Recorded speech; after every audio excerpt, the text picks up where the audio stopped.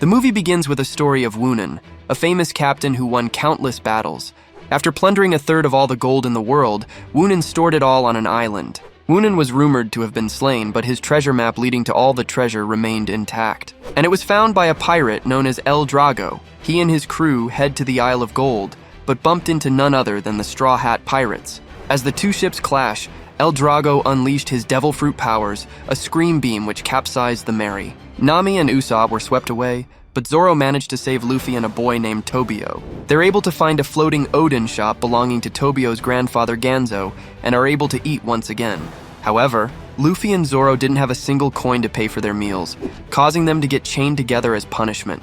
Meanwhile, El Drago and his crew reached the Isle of Gold, but were unaware that Nami managed to get onto their ship and steal the map. But Usopp was not so fortunate.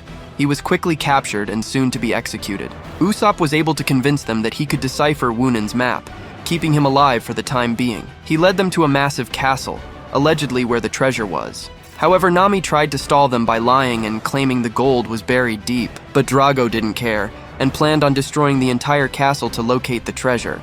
Meanwhile, Luffy and Zoro were able to escape from Ganzo for the time being, following Nobio, who ran away to find the treasure too. The three of them found Woonan's castle as well, and Nobio believed that Woonan was still alive. Nami was able to unlock Luffy and Zoro and show them the map she stole, claiming the treasure was in fact not in the castle, but somewhere else. But in a huge mistake, Nami burned the entire map, believing there was a hidden message on it. With no map to aid them, they decide to search the biggest area of the island, a long, steep plateau. As they made their way to a cave, they're surprised to spot Nobio's grandpa Ganzo sitting. He reveals that he and Woonan used to be best friends when they were young, but after refusing to become a pirate with him, Woonan left him to pursue his dreams, and they never spoke again.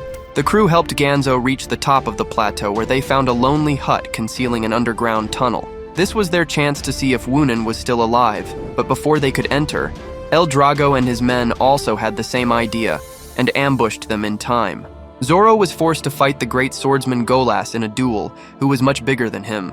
Knowing he couldn't outmuscle him, Zoro resorted to mind games, finding an opportunity to strike, defeating Golas swiftly. Next was Luffy versus Drago, and the battle couldn't be any closer. After going back and forth, Luffy finally breaks Drago's armor, but Drago unleashed one last beam, which surely spelled defeat for Luffy. But Luffy was able to deflect the beam back to Drago, and finished him once and for all using Gum Gum Bazooka. And finally, it was time.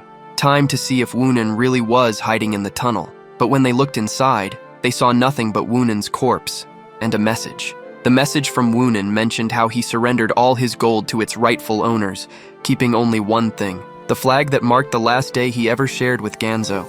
The crew cast off for their next adventure with El Drago's treasure, but little did they know, there was someone waiting for them on their ship.